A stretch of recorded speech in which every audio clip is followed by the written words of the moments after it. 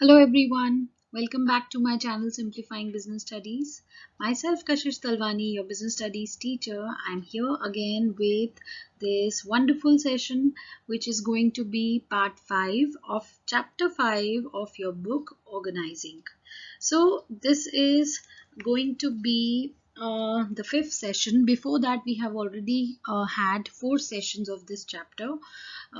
If you have any comments, any queries related to these topics which we have covered so far, you can always drop a mail or a message in the comment box. I would love to receive your messages. If you have any suggestions how I can make my work better for all of you, you can also send me your suggestions. Before I go ahead, if you like this video, if you have already watched my content, please subscribe to my channel and like this video too. So let's go ahead and see what we have today for all of you.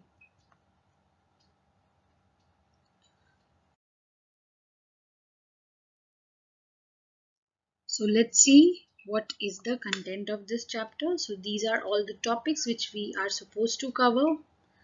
Out of these topics, we have covered functional and divisional structure in the previous session. We have started that actually, and we will complete that in this video. In this video, we will also cover advantages, disadvantages, and suitability of functional and divisional structure. So let's quickly start with our session. So let's first see what are the advantages of functional structure. We already understood what is functional structure. Functional structure is one structure in an organization which is created on the basis of different functions performed in an organization. That can be production, that can be purchase, that can be marketing, that can be HR, that can be finance. So these are all the functions which are performed in an organization, and the whole department is created as per the function. So this is what functional structure is. So what advantages it brings in? First is specialization. So definitely this brings specialization because every single person in the production department is doing the same task over the period of long time until he's working in the organization. So once a person is doing same task every single day repeatedly, he achieves specialization. So yes, better decision of labor takes place when which results in specialization of functions and its consequent benefits. It brings in specialization. Coordination is established. All the person working in within the department are specialists of their own respective jobs. They have already achieved specialization. Now they have to coordinate with other departments so that all the work in an organization can be synced in, so that the whole organizational objectives can be well achieved. So because everyone is specialized in their job, so they definitely believe they are able to perform coordination in a better way.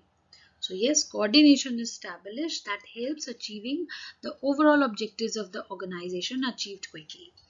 Helps in increasing managerial efficiency. So yes, same person, same manager is doing the same task again and again, and it brings lot of specialization into him, and this improves his managerial efficiency in long run. So yes, once you are working in a particular department and you are doing the same task constantly and continuously, repeatedly, you achieve specialization and you tend to increase your managerial efficiency in long run.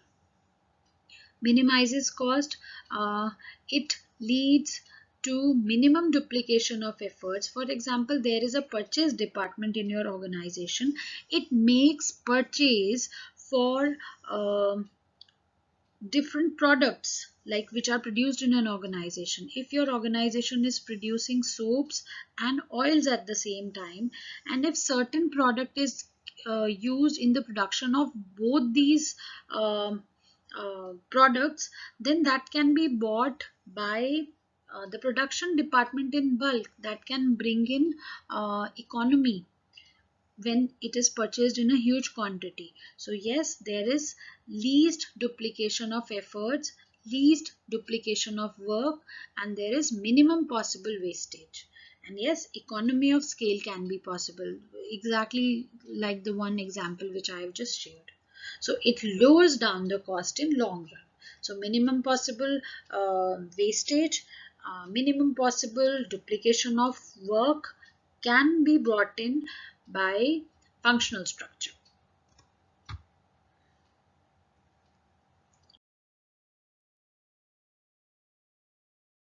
Now there are certain advantages. Definitely there are certain disadvantages also. There are pros, there are cons of every single thing. So now let's understand what are the demerits of functional structure. Ignorance of organizational objective. So here when a certain department is taking care of his own work, if purchase department is taking care of only work related to purchase, it may ignore the overall objectives of the organization.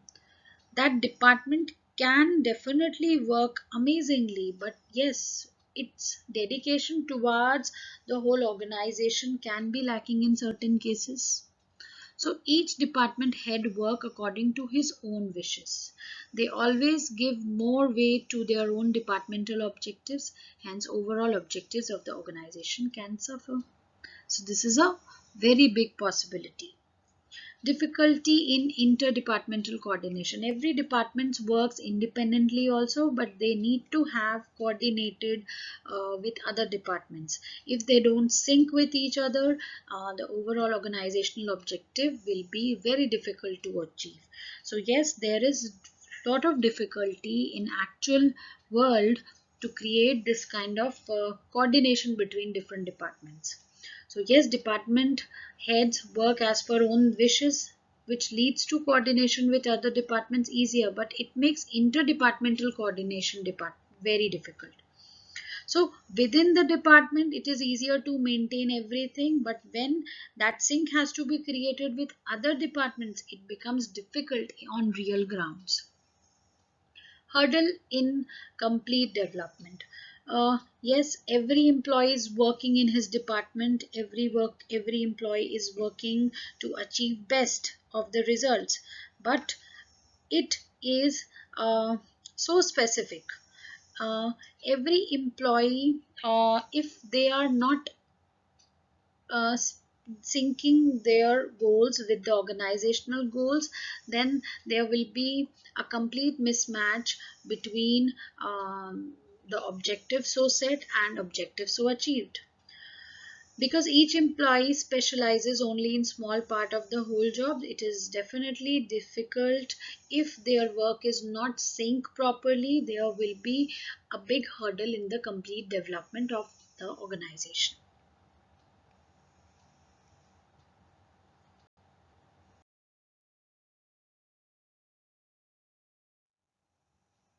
Let's now understand what is divisional organizational structure. So when the work in the whole organization, these departments in the whole organization are created as per the products which are manufactured in that organization, it is known as divisional organization structure. Let's see what you have on your screen. Dividing the whole enterprise according to the major products to be manufactured like metal, plastic, cosmetic, etc. is known as divisional organizational structure. So there is one organization which is producing metals, it is producing plastics, it is producing cosmetics. So the departments will be created on the basis of products it manufactures. Again, these all the departments, metal department will take care of production, marketing, finance and purchase of its own department. Plastic department will take care of production, marketing, finance and purchase of its own department. Similarly, all functions are definitely performed, but now these functions are performed as per the products, as per the products manufactured in that organization. So where this kind of organization structure is suitable, this kind of structure is suitable for the organization which have a huge line of products, which are actually producing multi products. Okay, and these kind of organization, they require product specialization. They don't need functional specialization, but they need product specialization. Growing companies which have plans or which do have a huge line of products, because this kind of structure is really beneficial when you need to have growth prospects high, when you are willing to fight the risk of getting one or two products failed in the market.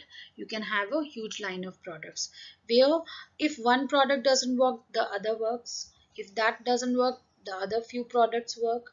So this is a kind of company which prospers using the whole line of product.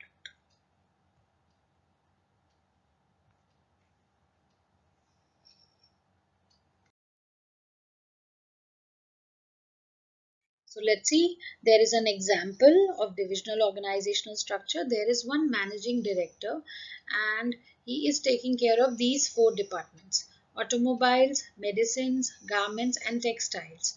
Again, all these departments have their own human resource department, their own purchase department, their own production department and their own marketing department. So this kind of structure is called divisional structure. Yes, it has certain benefits, it has certain disadvantages also. Let's first understand what are the advantages of divisional organizational structure. So very first advantage is quick decision making. So this is one very important advantage of this kind of structure, that decisions are made very quickly. So divisional manager can take any decision related to the division independently, which makes decision really quick and effective. So if I am taking care of plastic department in my organization, uh, I need certain finances, so I can easily take decisions related to my own product, my own departments. I don't need to go and sync with the finance department of my organization, which is taking care of like all the products. So decision making is really fast, and it makes the organization work towards more effective results. Divisional results can be accessed. So divisional results, that means profit and losses, can be easily accessed. In the functional structure, it is really very difficult to determine like which product is doing better here, because there is a proper division between all the products, so we can easily get the information about profits and losses of different departments. So yes, if these kind of things comes across very easily, we can definitely think about winding up an unprofitable division. Growth and expansion. So this kind of structure facilitates growth and expansion because new divisions can be added out, and this definitely doesn't disturb the working of other departments. So expansion and growth are easier and these things become more practical.